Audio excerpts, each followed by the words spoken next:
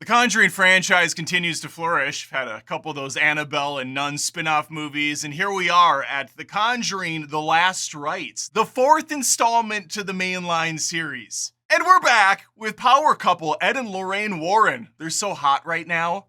This rated R, over 2-hour final chapter in the saga promises to be the most intense, the most extreme, the most finaling. This was the one that broke Ed and Lorraine, caused them to hang up the cross, hang up the book of spells or whatever fucking potions they have, and call it a day. Now, whether you or I believe in the supernatural or these two individuals who are based on real people, that's quite frankly inconsequential to whether or not the movie is good or not. And that's what I focus on. I'm going to tell you about today. The movie, The Conjuring: The Last Rites. I want to get into it in a spoiler-free review. Let's begin. Before I begin, I have to, of course, do the obligatory. Please subscribe to Adam Does Movies on YouTube, Spotify, and Apple Podcasts. It's free of charge. The service is basically charity at this point. Okay, I want to get into the video. We have Vera Farmiga and Patrick Wilson returning as their iconic characters. I love these two actors in these roles. They have this natural chemistry, this rapport together. Farmiga is especially fun for me. I like how she kind of squints the eyes and feels the presence of an unknown evil entity as she enters a room, clutches at her brooch once in a while, like, oh, heavens to Betsy, there's some strange, horrible occurrence taking place here. This house has history. This house has history! He doesn't sound anything like what I just did, but we'll press forward. It's been a while since I've seen the other Conjuring films. I don't remember Lorraine being so in touch. She probably was. I'm misremembering or whatever, but it's really fun watching her go everywhere now, and it's just constantly, she has this unsettling feeling, just, oh, there's stuff here. Oh, I'm at a restaurant, but something's wrong, something's amiss. It could be just because this one in particular is the last movie, so the Warrens are directly involved in a capacity, making things a lot more intense for her. In either case, it's always fun watching Vera Farmiga just go all over in this movie and just kind of look over her shoulder slowly, giving that sad puppy dog face, because she knows there's something in the room that should not be there. Something unholy and unspeakable. If I ever saw Vera Farmiga on the streets and she was looking like she does in the Conjuring movies, just kind of clutching at the side of her shirt, oh my God, I would instantly take a beeline the other direction because I know something's wrong. I know something is not checking out with her. Joining them on their misadventure is their daughter Judy, getting a much larger role this time around, played by Mia Tomlinson. Maybe it's pronounced Maya Tomlinson. I'm sure I don't know. It's M-I-A. And you know who else was M.I.A.? Bryce Dallas Howard. So instead of her, they cast this young woman. I shit you not, I probably would have enjoyed this movie 10% more if I wasn't totally infatuated with this character Judy and how much she looked like a Howard daughter. And I was so confident as the movie was winding down that she was in fact Bryce Dallas Howard's sister or cousin, that when I brought up IMDb leaving the movie theater and found out it wasn't, nothing in the world made any sense anymore. If you have seen Last Rites, please let me know if I'm losing my mind or if this woman has an uncanny resemblance to Bryce Dallas Howard. Not every shot, but a good 80% of the time, I'm looking at her, they have the same nose, they have the same mouth, they have the same eye. The whole face is the same. It's like she did a Nicolas Cage, I want to take his face off sort of a situation. Okay, she's good in the movie. Let's get that aside. All the characters, they're doing a great job. Since this is a new film, it's a new story, we're going to be focusing on the Smurl family.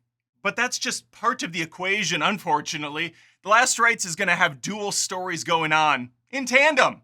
We're going to take half of it with the Smurls. We're going to take the other half with the Warrens. Little Judy's grown up real fast, and she found herself a nice boyfriend. And he's going to find out dealing with the Warren family is not the spiritual awakening he intended it to be. Sorry, I was doing a South Park thing. Stan Marsh. A good episode from like 1,000 years ago. The movie's gonna hop around in history a little bit. We're gonna see the Warrens on their first job, their first gig. I don't know what they call these things. I want to give a shout out to the casting director for the guy they got to play young Patrick Wilson. He's a shoo-in. He looks a lot like him in younger form. And then I want to give whatever the opposite of a shout out is to that same casting director for the young woman they got to play Vera Farmiga. She looks nothing like her at all. So casting director, great job, but also terrible job. Since we have two different storylines that hopefully will connect together by the time all is said and done, you know they will, the movie has the potential opportunity to fire on both fronts or completely drop the ball. Kind of like the casting director, a little bit of both.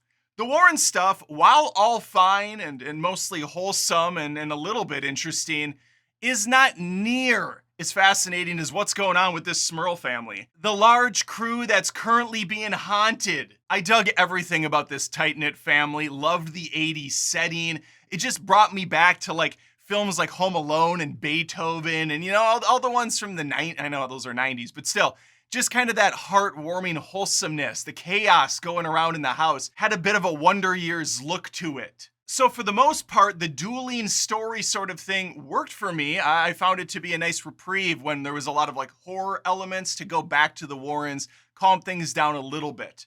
Now, since this is the final chapter, supposedly, unless it makes a whole bunch of money, they'll do more. They'll just keep wheeling these poor actors out as they age if there's money to be made. We, of course, have to do unnecessary callbacks, winks to the audience, references from the past films. Some of it felt forced, some of it was quite fine. Overall, my experience with this movie was mostly pleasant. Obviously, we go to Conjuring films for the scares. Where I stand with Conjuring is I really like the first one. The second one, not as much, but it kind of grew on me on a second watch. I do dig the change in the tone. I don't like the third movie, the Devil Made Me Do It or whatever that thing's called. That's when The Conjuring to me felt like it got too blockbustery, a blockbuster horror film. And this one kind of skirts the line between both. 85-90% of it is really damn strong. I think, ironically, when the Warrens finally start helping out this family, that's when the movie loses me. All the haunting stuff, especially in the first 2/3 of the film, was great. It was grounded. It was believable from a visual standpoint. Nothing looked fake, except for, some of the ghostly characters you see in the trailer. They are very CG looking and unnecessarily so. Oftentimes it's just a lady with some disheveled hair and some bad skin. Why did she need to be CG when she's just sitting in a corner of a room? Since the Conjuring movies are never about the kills, they need to up the ante in terms of the scares, the fear factor, and just the tense moments. And this one nails it for me. There were a few scenes in the film, one specifically revolving around a daughter looking through an old VHS tape, that I thought knocked it out of the park. I was tensed up during that scene as she's rewinding footage.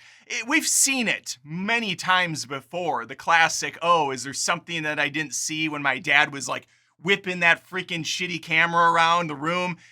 But just waiting for it to show up. And then the payoff was excellent, I thought.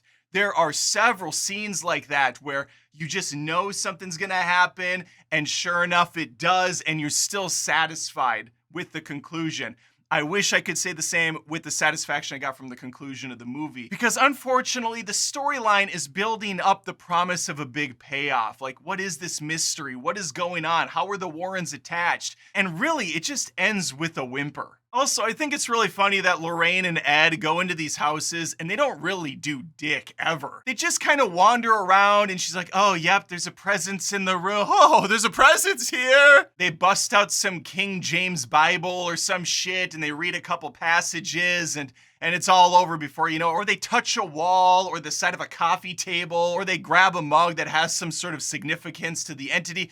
Like, there's just not anything there, and it kind of goes to the whole fraud nature of these two people to begin with. Because most of these movies have really great first and second acts, but when it's time to actually deal with the problem, they don't have a proton pack or a ghost trap. It's just a lot of bullshit. The last little thing I want to say about the story is the film goes all in on the nursery rhyme, Lucy Locket lost her pocket. They utter that fucking nursery rhyme like 40 times in this movie. Hell, 50% of Judy's dialogue is just reciting that rhyme because she's also a medium. She has a connection. So the only way to stave off all of these creepy things is to get into her shell and protect herself with the barrier of nursery rhyming. As one does. As far as the visuals go, I really like how these Conjuring movies look. The first two. Third one, again, that did nothing for me. It got too Hollywood. This one brings things back for the most part. Again, the first 85-90% is really strong.